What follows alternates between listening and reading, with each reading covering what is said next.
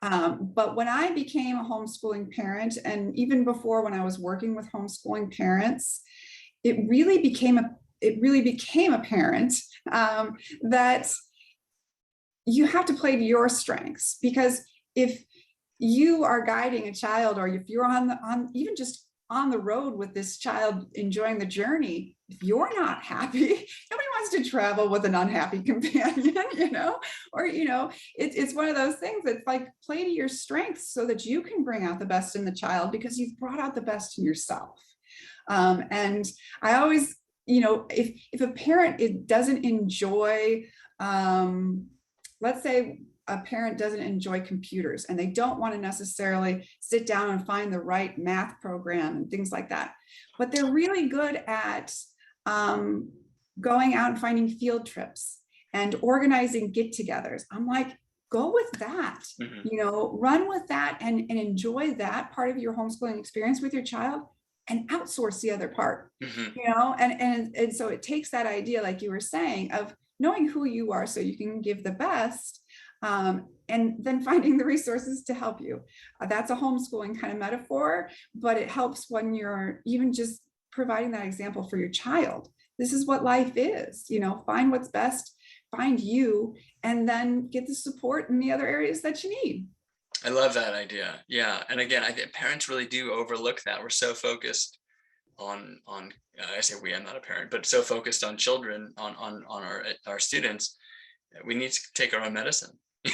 We need to follow our own advice and play to our own strengths, so that we're not always, again, speaking as an educator, not as a parent, but that we're not always just kind of like putting out fires, right? That we're actually in our best place so that we can take care of our students. Mm-hmm. Well, yeah. And that is, coming back full circle to, starting this conversation around how I want parents to feel that acknowledgement of their abilities. It's important to know, maybe I'm not great at this, but I have some control over this. And I can do this. I have, I can affect this in some way. And the more we model that for our kids, is the better it is.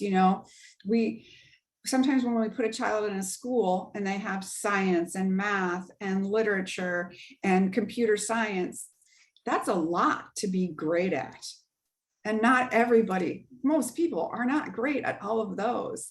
But enjoying what you can from each of those pieces, and then nurturing and blooming in the spot that's yours, should be what a parent does, should be what a child does. And so by encouraging a parent to do that for themselves, I think it helps the child also understand, what, maybe middle school math isn't my bailiwick, and that's okay. I should not define myself.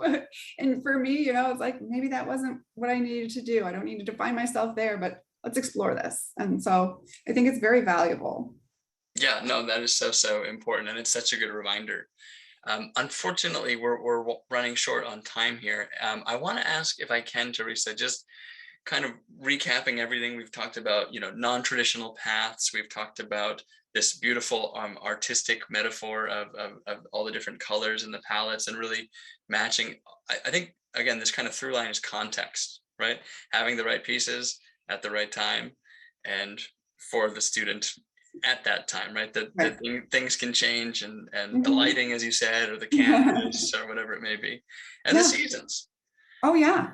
Well, and, I think that when you and I first started this conversation, it was like, one of the things, what do we want our twice exceptional parents to know?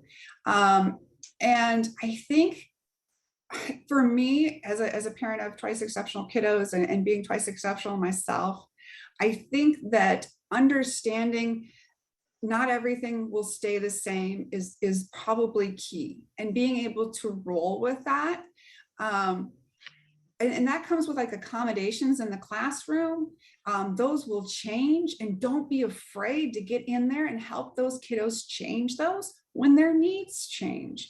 Because, we know as parents, when we're in a good place, we need X. When we're in a bad place, I need A, B, C, D, and so be okay with that. Be willing to jump in as a parent and say, you know what, my kiddo needed A, B, C last year. We're on XYZ now, and let's change, let's modify, let's adapt, and let the kid know that's okay too. I mean, things change. So Yeah, no, I was just about to ask you that exact question, which is what kind of tips do you have? And that's an amazing one, that focusing on the fact that our students are changing, their needs are changing, and that as educators and parents, we need to sort of ebb and flow with them we and do. help them. We do, yeah. And as a takeaway, I would also say, continue learning. Be a lifelong learner, just like you hope your child will be. And that will enrich not only your experience with your child, but your ability to experience your child. And so be that lifelong learner that you hope your child will also be.